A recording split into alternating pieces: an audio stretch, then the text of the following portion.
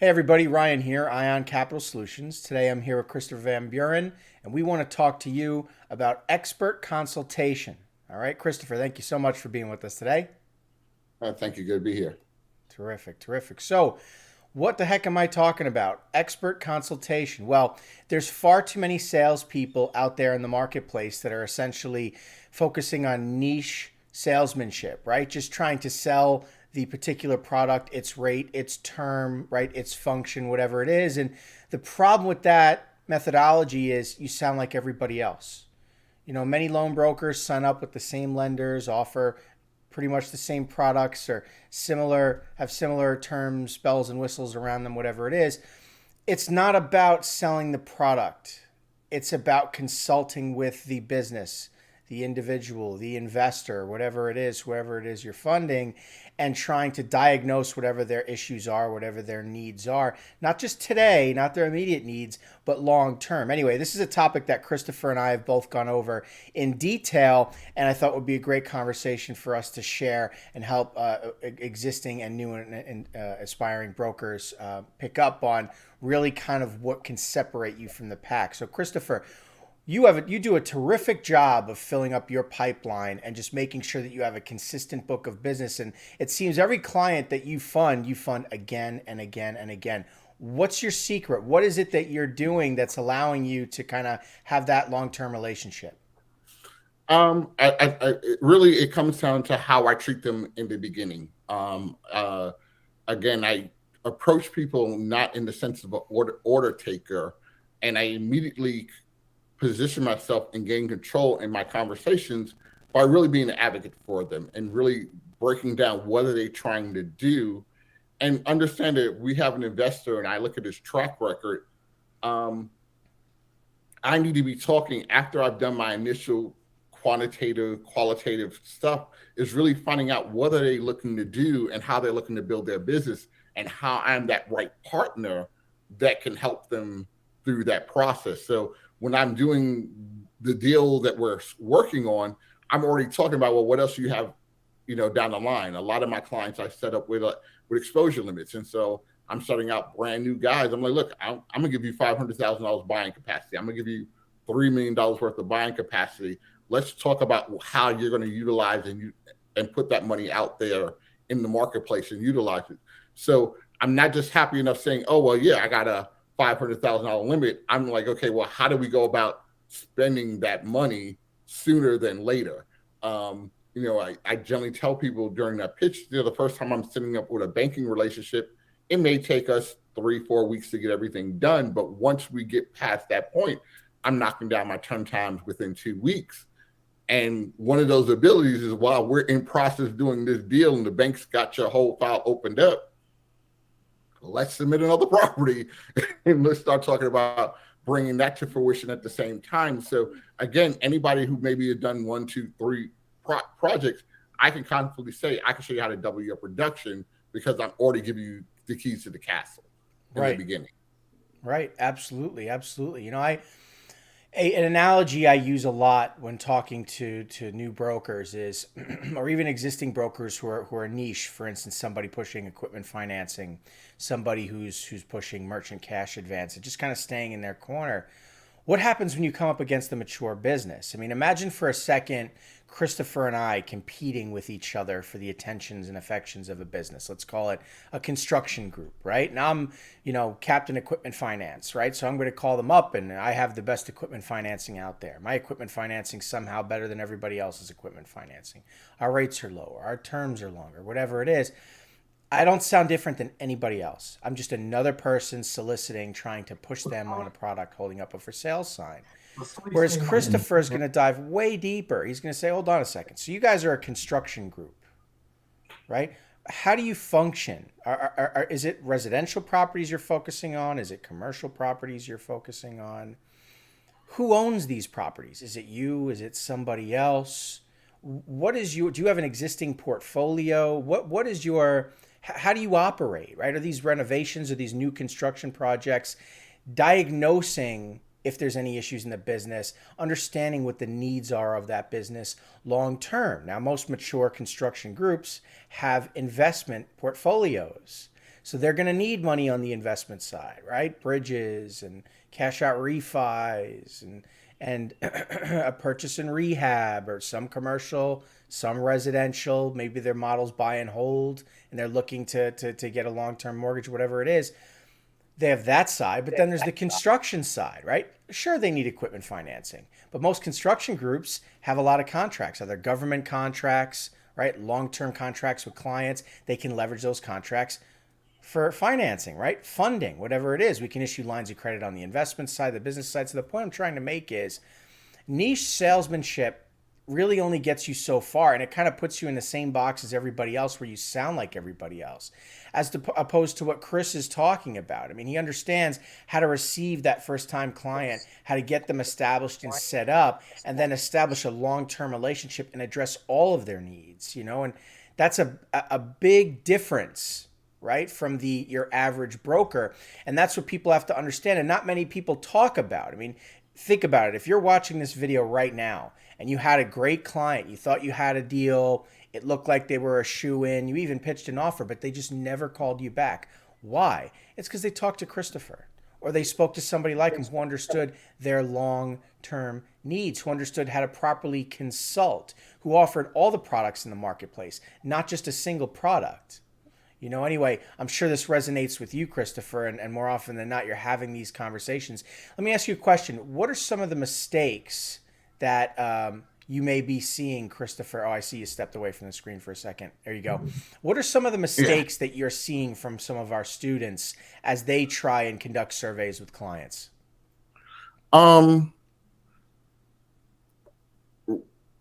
One to be information overload. I think for new affiliates, they're thinking they need to sell everything, say everything, and really maybe don't take the time to really understand the person on a personal level. There's products and services, there's different cars, there's different things, but we go with, and it sounds cliche, but we go with people who we know, like, and feel comfortable with. And so it's just as important to have your, get down to business questions, but understanding the person, understanding their marketplace goes, a long way. I'll say I was on a follow-up call. Somebody sent on the email, funny story. I talked to her a couple of weeks ago. She remembered me. She's like, hey, I got some stuff closing. I remember our conversation was great. I really want to, increase my capacity because we talked about exposure limits. And then I was like, well, okay, so refresh me what areas she's into. And she happened to be in an area where I've helped quite a number of people in that area.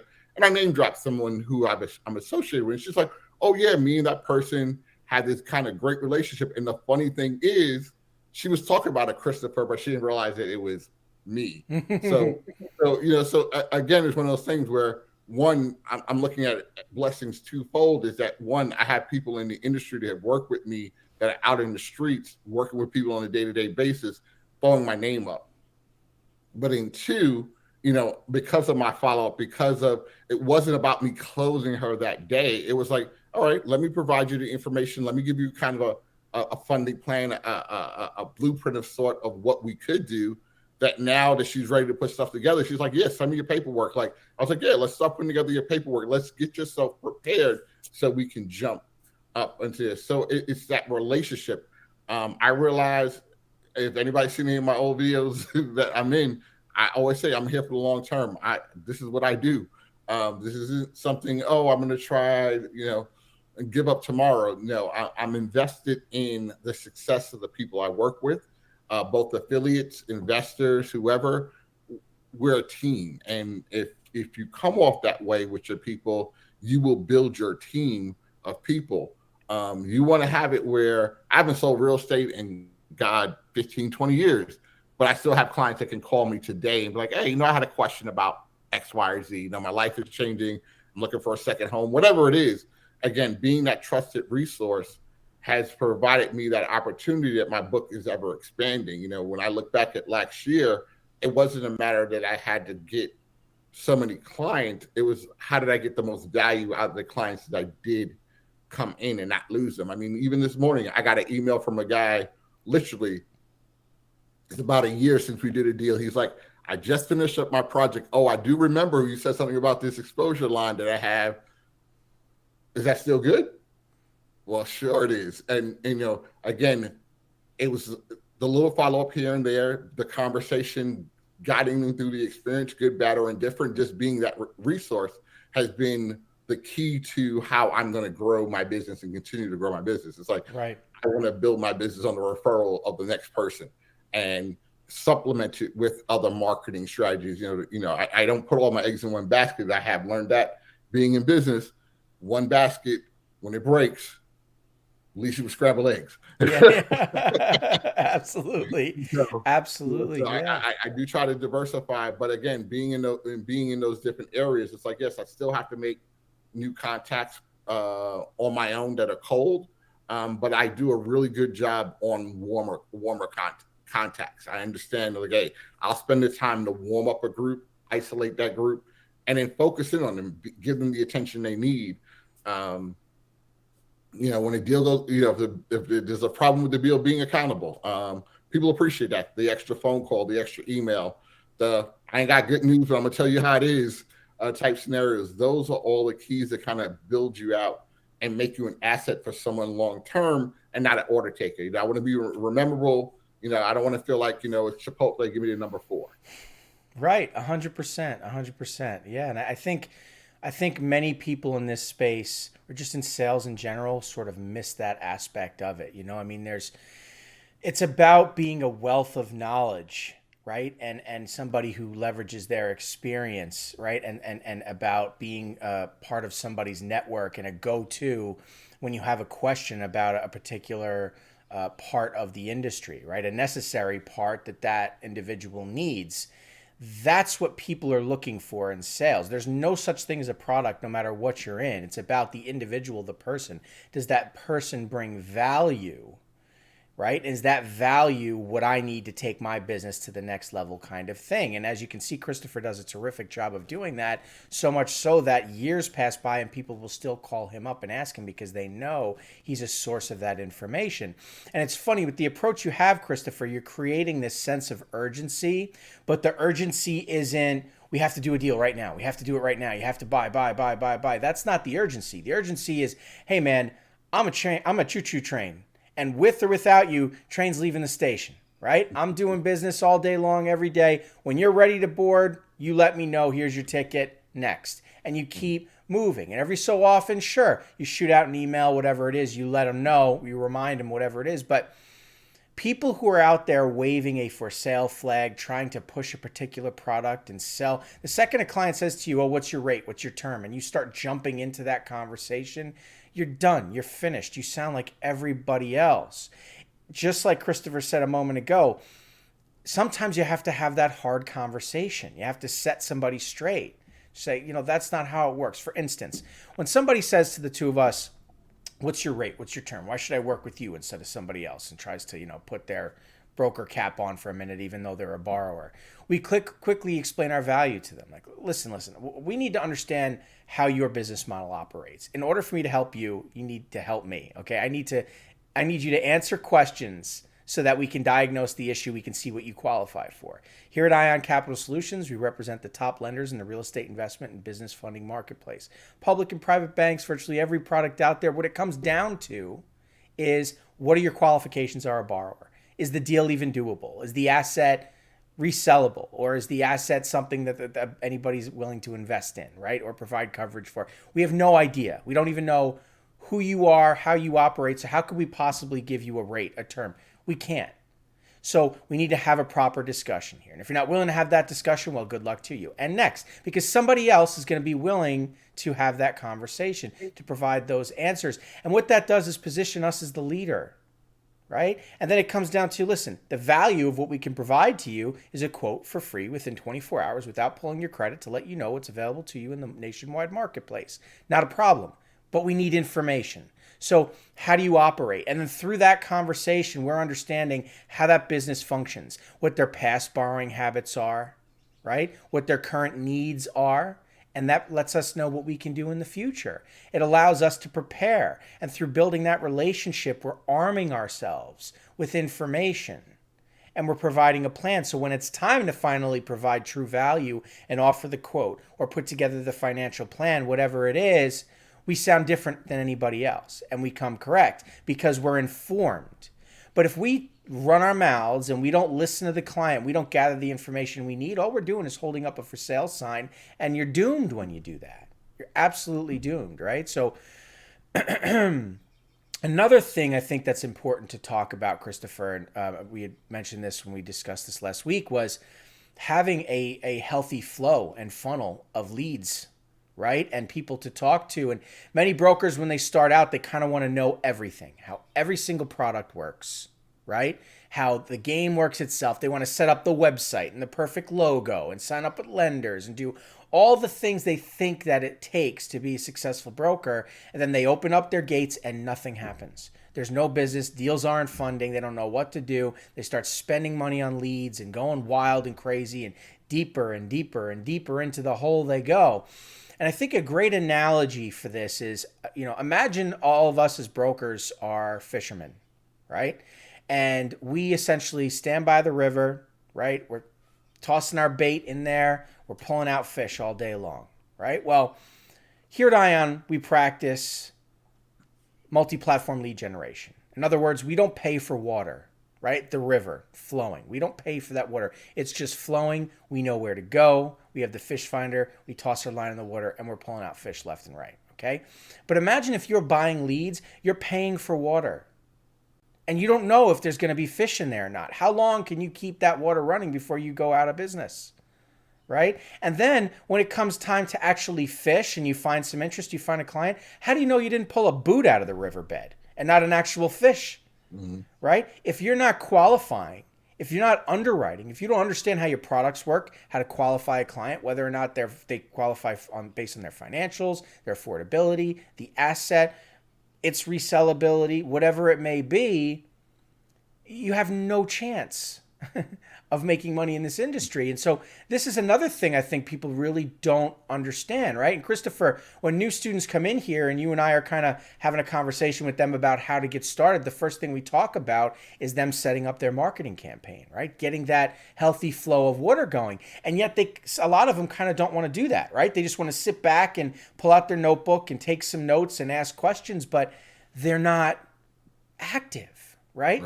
Can you elaborate? It's I always find that kind of interesting. But even, we talk multi-platform approach. I think people really have to maybe do a better job diagnosing what really is a lead. There's data, which is done through, we have organic methods that we collect data in. We have paid methods that are data points and stuff like that. But everybody thinks that, I got leads. That's not the lead. That's the data.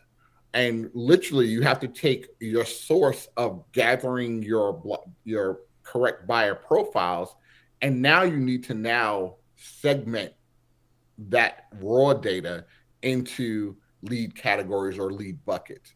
And that's where people kind of drop the ball. They're all like, okay, well, what about, how do I do a portfolio? How do I do a mobile park? And it's not really, it's just, how do you take the data, that massive amount of data, no matter how you do it? Because some people, they're going to pay for a name, telephone number, email address, just to save them time. Like, look, I ain't got time to prospect organically. Let me just buy some names. But then they're like, I got leads. You bought data. And so it's not until you take that data and say, okay, now let me reach out to that data. That's why I need my marketing system set up, have a way of doing that consistently, that now I'm turning that data and I'm creating leads, and I'm now putting them in the right buckets. Is this a hot lead? Is this a lukewarm lead? Are they dead, are good for the trash? And once you do that, you got this big pool of just raw data. You now have smaller buckets. And then your life is literally about, okay, I'm working bucket A and bucket B and trying to throw people in bucket C. So A is, they're ready right now. I'm going to do everything. Let's build a relationship. Let's give them the information. Let's make it happen. The other people I'm nurturing, I'm educating, I'm staying in touch with, because what I realize is if you're looking for money today in the real estate market, you will be looking for money tomorrow in the real estate market. It's the one commodity that you're always going to need. We sell money, but we need to identify who needs that money, and we can only sell that money to people who qualify for those services. And that's our job of any use of data, is to find out, can I get them in bucket A, bucket B? And if they don't fit into bucket A or bucket B, I need to just put them in the discard pile. And no one seems to want to take that opportunity. And so they got these massive lists there. Oh, I'm doing all the emails, but they have no idea what that data equates to. And without doing that one step of sorting and understanding that's data and what a lead is, this is where they're going to find that friction, and then they wind up burning out. They're going to spend money hand over foot, but still don't have a way of vetting the data, making the data, pulling out the gold, or pulling out the gem. Refining the person, the relationships. And again, I build one relationship at a time, and I've been doing this successfully for a while now, and it works. I mean, the people I deal with, I've talked with for a number of years. I mean, I'm still that person. I'm still the guy that, hey, when your brother calls you, like, hey, Chris, I was looking at something today, and what do you think about it? He's not an investor, but he knows, hey, if that's the area I know somebody can handle it. And once you do that, you will find a lot of success in this endeavor or any endeavor that deals with sales in any way, shape, or form. Absolutely. It's a great point. I made a lot of great points there, actually. And I think, and this is sort of a shot at our competitors, there's a lot of quote unquote training programs out there that are telling new prospective brokers or people who are interested in becoming brokers that, hey, all you have to do is find an interested party who says they want money, collect a few months bank statements and application, forward to a lender, and congratulations, you're a loan broker. And so it's spreading this misinformation that that's what loan brokering is, and it's not. A borrower is looking for funding. They don't know what options are available to them, so they inquire. Your job as a broker is to be the go-between your lender partner and that borrower. But you're not just an extension of the borrower, where you also have absolutely no idea what to do, and you just forward that deal to a million lenders and hope that the deal works out. That's then you're used to your applicant, right? And so we're professionals in our own right. We need to understand how to qualify, how to underwrite. We're not just trying to fit a square peg through a round hole. It doesn't work like that, and I think that really is lost on a lot of people, and it may not necessarily be their fault. I mean, I talk to people on the phone every day who are interested in joining our program with horror stories of how they come from other programs. They spend thousands. I literally got off the phone with a woman yesterday who spent $100,000. Now, I won't name drop the program because I don't want to put a negative video out again against anybody, but $100,000 she spent on one of these programs. She never funded a single deal. She was given broken bits of information. They didn't care whether or not she succeeded. It was just, hey, if it looks expensive, if it sounds expensive, it must work. So let me pay them a lot of money so that I can get a working business. And guess what? It didn't work. I talked to another gentleman who spent $40,000, pulled it out of his 401k. A year later, no deals funded. Why? It's the same thing Christopher was just discussing. Data equals intelligence equals money. Data does not equal money. The leads that you buy are not really leads. It's just data. You need to sift through that and figure out where the lead is. Make no mistake about it. We are in a riverbed sifting through the mud trying to find the gold. Right? We need to understand our function, our process. And if we're not educated on how to properly qualify clients for a variety of products, whether they're unsecured, if they are secured, what kind of an asset they're secured to, is it real estate, is it equipment, is it a vehicle, what type of assets you can even utilize to secure a loan, right? Are you even aware? It comes down to resellability. Can that asset, in the case of default, be resold? On a cash flow side, is there affordability, right? If we're looking to purchase a piece of real estate, does the property line up? Is it stuck in forbearance? Is there a pattern of vacancy? Is there a default in the past? Is it highly rural? Is it a deal on wheels? Is it there's just all these little nuances, these things that you learn through experience. But if you're not aware of these things and you just find any old person who wants money and just forward to the lender, it's just not going to happen. It's not going to work out. And Christopher keeps mentioning that he has past clients that will follow up with him and continue to reach out. And that's where his repeat business is coming from. Stop and think. If Christopher didn't spend time properly educating his clients and providing value and insight into the industry and helping them understand the process correctly, if he didn't, they would never come back to him. If he was just taking their information and firing off to lenders and they're getting inquiry after inquiry on their credit and they're not getting the help they need, why would they ever call Christopher back? And where is the long-term model with that kind of mindset? There is none. You're just always going to be in a position of chasing down new business instead of rolling through that Rolodex. You know, I mean, how many of us in sales see that old guy on the sales floor who looks like he's been doing this for 50 years. And all the young guys are pounding the phones and they're freaking out and they're running around. You got that guy who's just sitting back, flipping through his Rolodex. Why? Because he spent 20, 30 years developing healthy relationships and networks of people that he works with. And he's that expert, and that's all he needs to do business. He doesn't need new business because he's got plenty of business already. That's the kind of mindset that Christopher has. He learned that.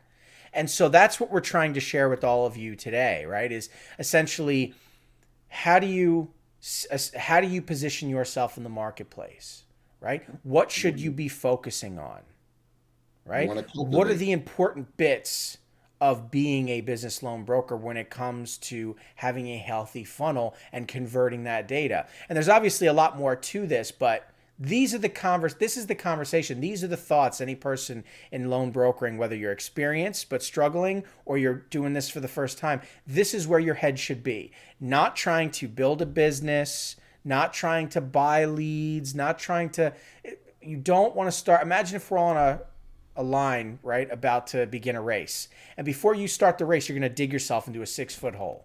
That's what you're doing when you start spending all this money on stuff you don't need. Instead of just right from the beginning, just start running. You got to get out there in the marketplace. Leverage experience, mentorship. You can do that here at Ion, or you can go take a job in the industry. Either way, that's much better than trying to just build your own business without any experience at all. Do you agree, Christopher? Oh, for sure. So many things sound good. I mean, the bells, the whistles, the zeros, the commas, the life freedom. There is freedom. I am free to do things, but it still requires work. Freedom and work kind of have to go hand in hand. I do have the ability to dictate my schedule, but if I'm not feeding and doing my processes and have my processes in place, I will become stagnant. I tell people, new or old, anybody can potentially get lucky, hit a phone call, and get that first deal and like, boom, I made some money. But as soon as that money is spent, they're lost in the wilderness again because they weren't doing the repeatable actions that they need to take on daily. That brings the book in. To me, like when I close, like everybody hears me when I talk about I close, I'm like, dang, I need new deals to replace. If I close 2, I need 4 more deals. I close 4, I need 8 more deals because even the truth is, even when I have a pipeline, I can say at the end of the year, I had a quite significant pipeline, but life being what it is, Murphy jumped in and, he put some kibosh on a couple of those deals, but it didn't stop me from still generating income because I had my pipeline full. And so I constantly understand it's like I'm invested in my person's success. I'm not vested in the individual outcome of every particular transaction because I have to understand that some deals, no matter what the intentions are, can go sideways or will prolong for reasons that are out of our control. There's a zoning issue that only happens to be this one property in this one area, and anybody who's familiar with permits or something like that, asking the city to get you some answers on anything is a drawn out process, but you have to be accountable to your lender, keep your lender involved, keep your client engaged, keep the sales attorney. We're all in it collectively to make things happen, and we're not coming up with issues to make them issues, but it's that constant stream of communication. So, long term, that's what's been beneficial.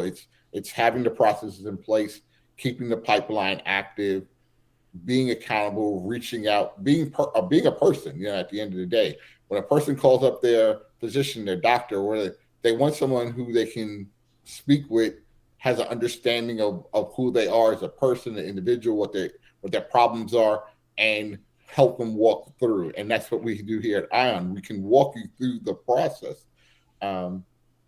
but you have to have something to diagnose. We give you a lot of tools, but if you just sit there and be like, oh, well, what do I do next? If you didn't get out in the dirt and start panhandling, you'll never get gold in your plate. And that would be the one critique I would give anybody. It's like, be willing to jump in, be willing to get wet, be willing to do it. What you're able to leverage here at ION is the fact that you're already working with people who are doing it, and they do it every day.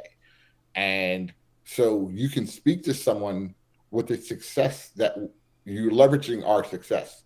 But look, I don't have to have all the answers, but I got a guy that's going to definitely make sure this is the right deal for you. I just got to get y'all guys together, and we're going to rock and roll. And so, but you have to just be willing to just be there for people. This is a service industry. This is a people's industry. And as long as you're putting people first, it's not about the lead or where you got it from. It's a person. I know my people by the person they are. The phone call, they're in my personal phone where, hey, I could reach out to them. Like if I see their call, as long as it's during respectful hours, they're going to get a response back from me. And if you follow those types of steps and work the business that way, you will attract more business to you. Absolutely. And that's the thing. We attract. This is an attraction business. It's like, okay, if I helped you, there's nothing for you to call back later and be like, okay, well, who else do you know in the area? Right. What's next on deck? Simple questions, say, and a couple of notes here and there, and it's like, hey, they're like, wow, you remember that? Yes, I remember that. Yeah. And we build and grow together. So that's kind of my 2 cents on it. My outlook on the industry as a whole.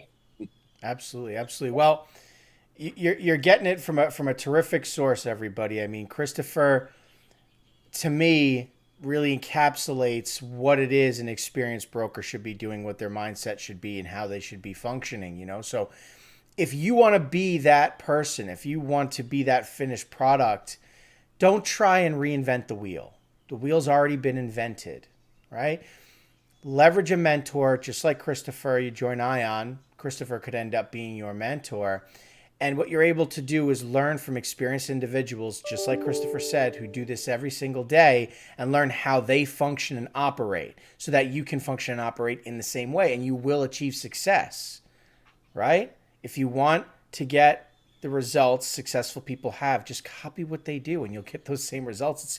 It's really straightforward, but if you just take the basic description of a business and how it operates and then try and figure it out for yourself, it's not that you can't do it. It's that the cost of trial and error, the cost of time, and the actual monetary cost is just outrageous. Don't do that. Expedite the journey.